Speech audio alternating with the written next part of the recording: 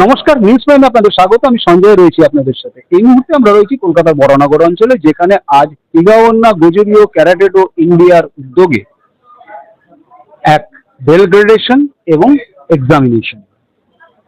কি সেই bell gradation examination? না, ক্যারাটে অর্থাৎ মার্শাল আর্টস সঙ্গে পেয়ে গেছি।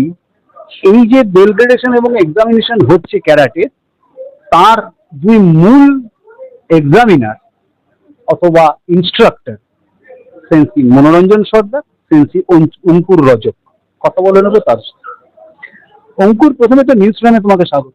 থ্যাংক ইউ স্যার, আপনাকেও স্বাগত। আচ্ছা, এই যে হিগাওয়ান্না গোজুরিও ক্যারাটে ডো ইন্ডিয়ার উদ্যোগে এই যে হচ্ছে আজকে এখানে, এটা বোধহয় দ্বিতীয় হচ্ছে। তো এখানে যারা শিখছে বা পরীক্ষা দিচ্ছে বা বেল গ্রেডেশন হচ্ছে, যারা সার্টিফিকেট পাবে, সেই সার্টিফিকেটটা কি বাংলায় স্বীকৃত, ভারতে স্বীকৃত, না আন্তর্জাতিকভাবে স্বীকৃত? কারণ Higaonna Gojuryu karate do India actually traditional Okinawan Gojuryu karate do federation of জাপানের দ্বারা স্বীকৃত। একদমই তাই স্যার। আমরা খুব প্রাউডলি এটা আমরা বলতে পারি যে আমরা যে স্টাইলটা এখন আমরা করছি সেটা ওয়ার্ল্ড ওয়াইড সেটা খ্যাতি আছে। এই সার্টিফিকেটটা শুধু ভারতেই নয়, ভারতের বাইরেও আমাদের বাচ্চারা যেখানে যদি কোথাও যায় ওখানেও সার্টিফিকেট ওদের ভ্যালিড থাকবে। এবং প্রাউডলি আমাদের যিনি সিহান আছেন, দেবাশিস সিহান, তার উদ্যোগে আমরা ওয়ার্ল্ড ওয়াইড একটা খুব বড় সংস্থার সাথে আমরা অ্যাফিলিয়েটেড হতে পেরেছি। তোমার উত্তরের মধ্যে আমার পরের প্রশ্ন লুকিয়ে রয়েছে। এই যে বললে এই যে স্টাইলটাতে তোমরা গর্বিত, তো এই যে স্টাইলের ডিফারেন্স, অর্থাৎ কেউ বলছে আমার স্টাইল, কেউ বলছে আমার স্টাইল, কেউ বলছে আমার স্টাইল, আসলে তো সবটাই আত্মরক্ষার উপায়। এবং ক্যারাটে শেখা অর্থাৎ আত্মরক্ষা, সেই সঙ্গে স্পোর্টস, স্পোর্টস কাম সেলফ ডিফেন্স। এই স্টাইলের পার্থক্যটা কি? এবং প্রত্যেকেই এটাই ডিমান্ড করছে যে আমার স্টাইল বেটার। কিন্তু এটা যেহেতু ক্যারাটে অ্যাসোসিয়েশন অফ ইন্ডিয়ার আন্ডারে স্বীকৃত, দ্বারা স্বীকৃত, এবং জাপান দ্বারা সরাসরি স্বীকৃত, কি বলবো? দেখুন, অ্যাকচুয়ালি খুব সহজভাবে যদি আপনাকে বোঝাই, এই যে স্টাইল ব্যাপারটা, এই যে আপনি বললেন যে সবাই বলে সবার স্টাইলটা বেস্ট, একদম তাই। অ্যাকচুয়ালি আমাদের এটা আগে জানতে হবে স্টাইল জিনিসটা, ক্যারাটে যে স্টার্টিংটা কোথা থেকে, সেটা ওকিনাওয়া, আমরা সবাই জানি জাপানের ওকিনাওয়া। তো যদি ওকিনাওয়া থেকে যদি কোনো স্টাইল ওখান থেকে চালিত হচ্ছে, মানে একদম সেখানে জেনুইন আমরা পাচ্ছি, ওটা কিন্তু কেউ ভারতে এসে যেটাকে এক্স ওয়াই জেড নাম দিয়ে কিন্তু চালাচ্ছে না। আমাদের যে স্টাইলটা আমরা চালাচ্ছি এক্স্যাক্ট জাপানের ওকিনাওয়াতে যেখানে যেটা চলছে, আমরাও এক্স্যাক্ট সেটাই চালাচ্ছি। এবার ওখানে যে ফেস আছে এখানেও সেই ফেস, কোনো আননোন ফেস নয়। এটাই নিয়ে আমরা গর্বিত। আমরা কখনো এরা বলতে পারবো না যে এক্স ওয়াই জেড এখানে আমরা নাম চেঞ্জ করে দিয়ে তারপরে আমরা কোনো স্টাইলকে চালাচ্ছি, এটা কিন্তু এখানে নয়। আজকে যে এখানে বাচ্চারা পরীক্ষা দিচ্ছে, তাদের মধ্যে উৎসাহ উদ্দীপনা কেমন দেখছো? আর বিশেষ করে যাদের উদ্যোগ ছাড়া এটা সম্ভব না, সেই অভিভাবকদের উৎসাহ উদ্দীপনা কেমন দেখছো?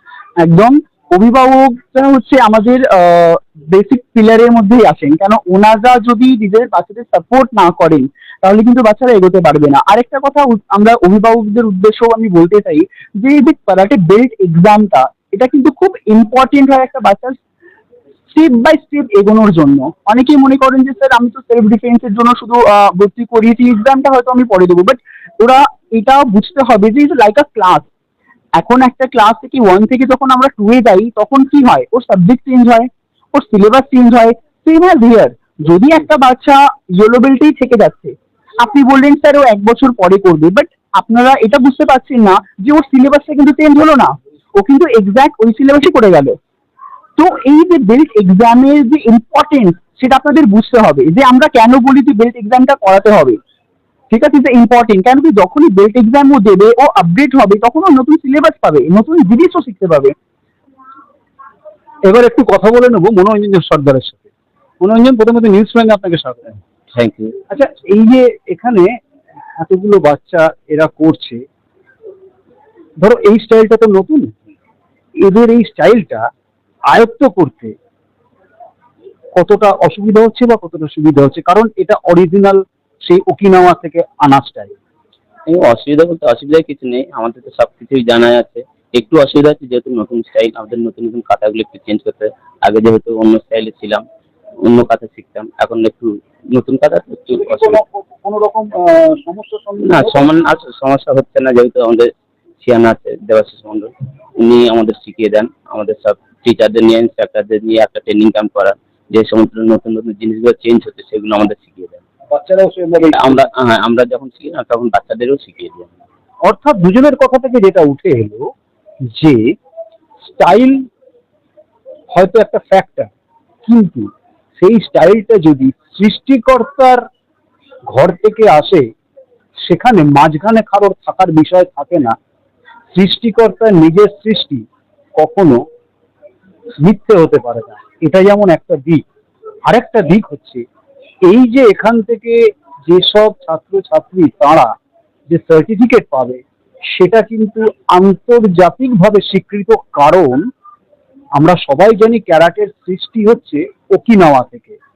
এই যে স্টাইলে এখানে শেখানো হচ্ছে বা বেল গ্রেডেশন হচ্ছে বা অ্যাডভান্স ট্রেনিং ক্যাম্প হচ্ছে, সেটা traditional Okinawa গোজুরিও karate-do federation of জাপানের দ্বারা স্বীকৃত এবং হিগাওনা গোজুরিও ক্যারাটেডো ইন্ডিয়ার উদ্যোগে হচ্ছে। অর্থাৎ সঠিক স্টাইল, সঠিক জায়গার সরকার স্বীকৃত এই স্টাইল যেটা আজ এখানে হচ্ছে, নির্দ্বিধায় আপনারা আপনাদের বাচ্চাদের এখানে আনতে পারেন, শেখাতে পারেন এবং এই সংস্থায়, এবং সেই সঙ্গে তাদের যে বেল গ্রেডেশন সেটাও যেন সঠিক সময় হয়। কারণ অঙ্কুর যে কথাটা বললো খুব দামি কথা, যে আমরা হয়তো ভাবি যে ঠিক আছে পরের বার দেবে, না, তার সিলেবাসের পরিবর্তন হয়।